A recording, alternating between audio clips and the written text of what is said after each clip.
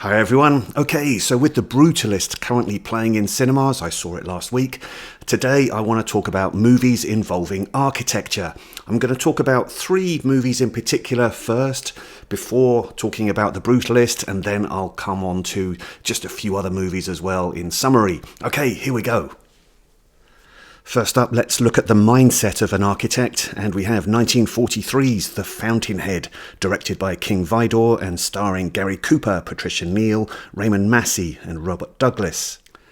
So in this film we have Gary Cooper as a totally uncompromising architect, and he finds himself in conflict with a passionate woman who doesn't want to lose control over her emotions, a very powerful publisher who doesn't want to lose control over his power and wealth, and also a critic who does not want to lose control over his power to persuade public opinion.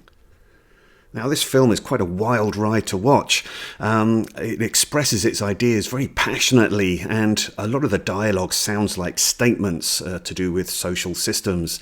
So this script was adapted by Ayn Rand from her own novel, and I think she had some very specific ideas about selfishness and the rights of the selfish man. So Gary Cooper, as the architect in this, is totally unflinching. He must be able to create in his own way without any interference. To hell with serving the public. You've got to be able to demonstrate that you can do what you can do first before doing anything for the public. At this time, social housing was very much prevalent in people's minds, and so on the contrasting side, we've then got critics who are saying, to hell with that, we must be allowed to contribute to the ideas of any building plans, and that if you are not here to serve the public, then really should you exist at all?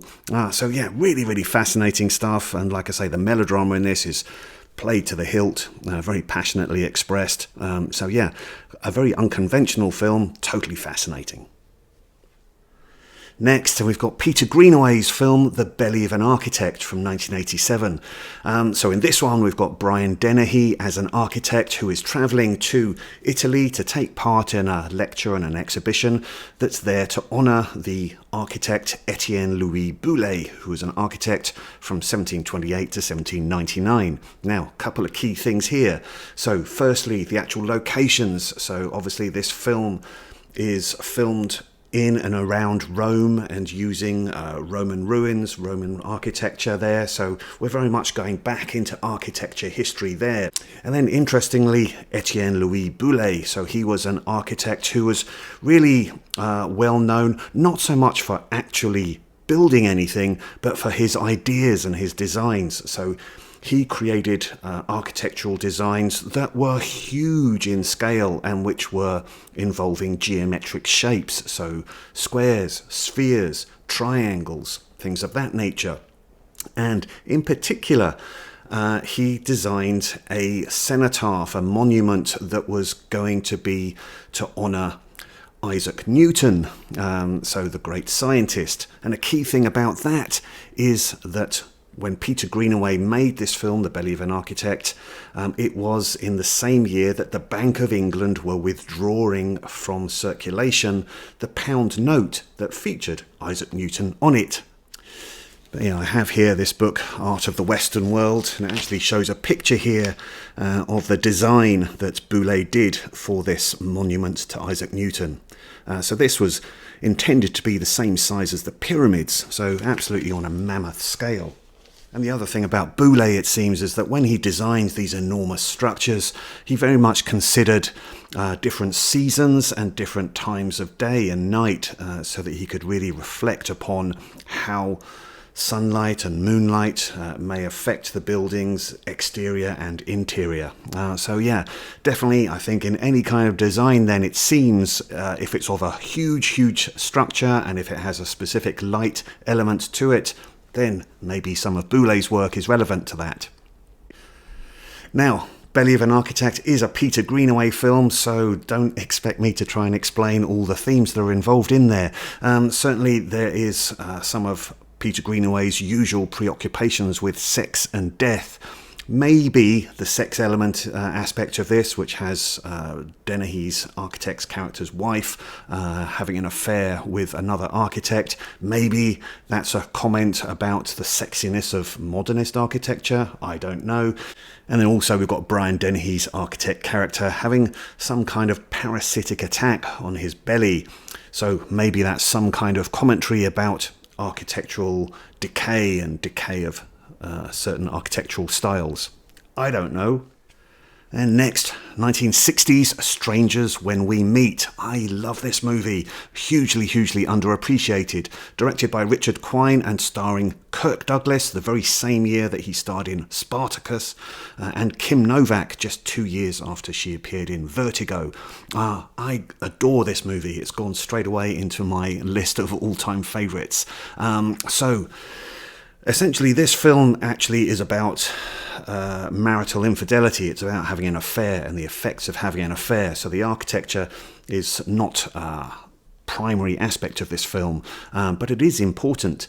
So Kirk Douglas's character, he is a post-war architect who designs exclusive homes, and his style advertises him, so he's very specific about that.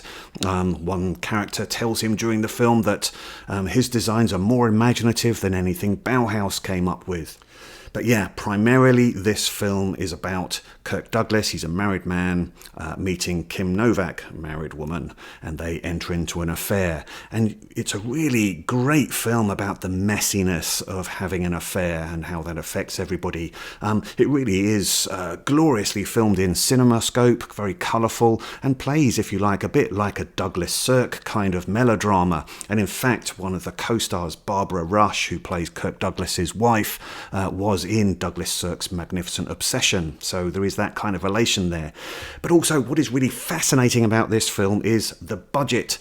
So this film was made for $2.5 million, which in today's money would probably be around 20 to 25 million. And during the course of the making of this film, the art director on the project, Ross Bella, recommended to the studio that because the film involved the building of a house during the course of the film, that they actually go ahead and do that. And so they did spend budget on actually building an exclusive home in the Bel Air district.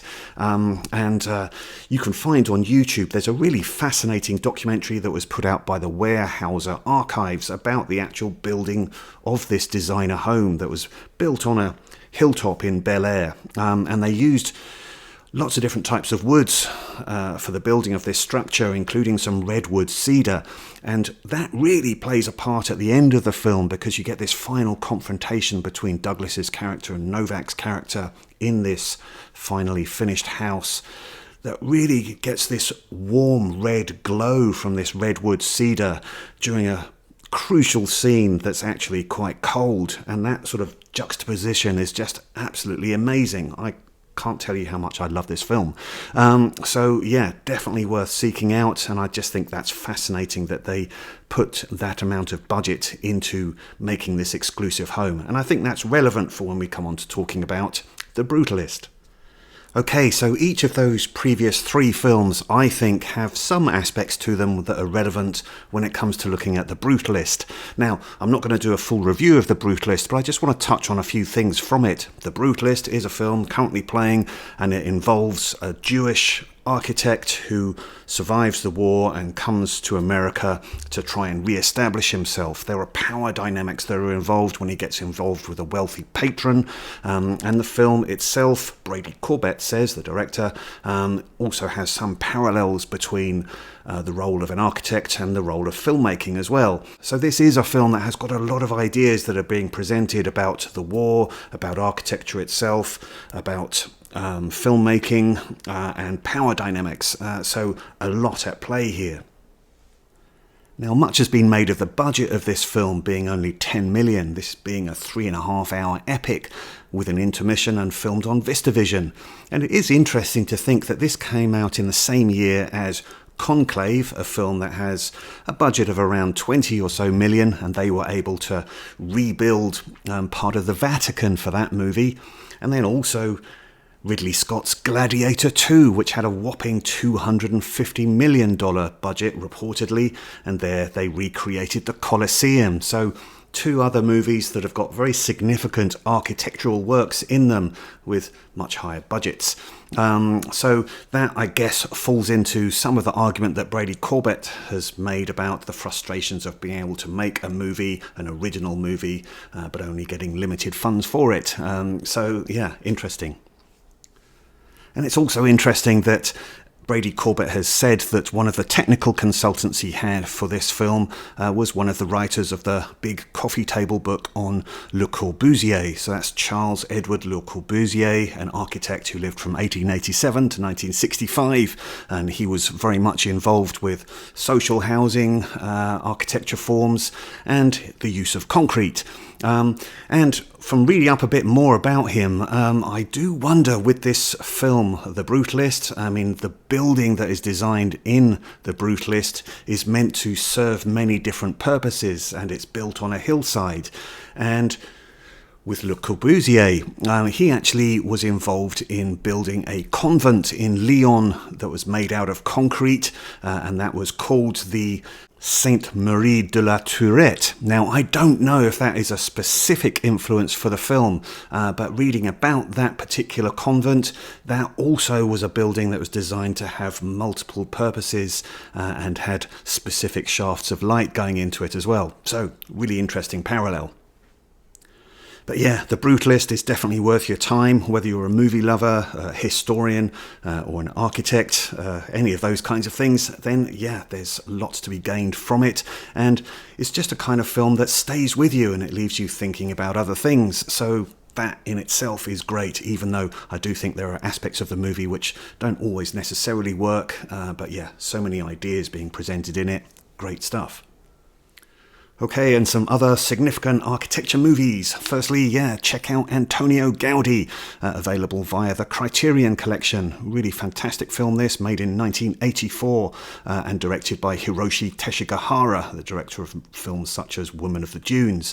But yeah, this is a documentary and very much a meditation on Gaudi's architecture. So all in Barcelona, you're looking at the Sagrada Familia and his fantastic Park Güell, as well as other structures. But yeah, I was fortunate to go to Barcelona several years ago and see these structures, and absolutely incredible stuff. Teshigahara's father was a sculptor, and you also get a short film on here about his father's sculpture work, and again, that's a really different kind of design where there's no straight lines or anything like that in it. So there's somewhat of a similarity, I suppose, to Gaudi's work. This film also features lots of other extras, so you've even got a documentary on here from Ken Russell about Antonio Gaudi as well, so definitely worth seeking out. Sketches of Frank Gehry, really good documentary this, and this one features the film director Sidney Pollack in conversation with architect Frank Gehry. They both have a long-time friendship together, and Pollack is very good. He really wants to learn from Gehry and be inspired by him. Gehry's architectural designs are based on scribbles and scrawls that become the basis for his architectural form, and he did buildings such as the Guggenheim Museum in Bilbao, as well as the Walt Disney Concert Hall in Los Angeles. But yeah, great documentary. Playtime and Mon Oncle, both directed by and starring Jacques Tati, definitely worth seeing. So maybe not strictly speaking architecture movies, but they're definitely about man's relationship with more modern architecture and design. Playtime in particular is just absolutely brilliant. Mon Oncle definitely has some humorous moments in it, but yeah, definitely worth seeing.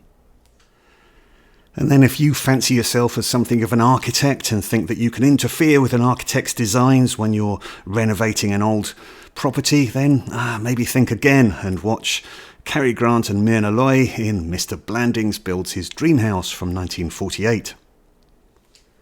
And let's end on a loving note and talk about Shiraz from 1928. Beautiful silent movie with a great restoration and a score by Anushka Shankar on it. But yeah, this is about the mythical tale involving the love for the Princess Mumtaz Mahal that ultimately led to the Taj Mahal being built out of love in her honour. Absolutely beautiful film this, well worth seeing. Okay, so if you're an architect student, feel free to rip me to shreds now. And if you're a movie lover, hopefully you got some enjoyment out of some of the movies here, and maybe you'll seek some of them out. Let me know your comments below on any of the thoughts you have about these movies and any other architectural design movies that you are familiar with and which you enjoy. Okay, thanks very much for joining me on this one. Hopefully I'll see you again. All the best to you. Please like, subscribe, follow my other videos, and hopefully I'll see you again. Bye-bye.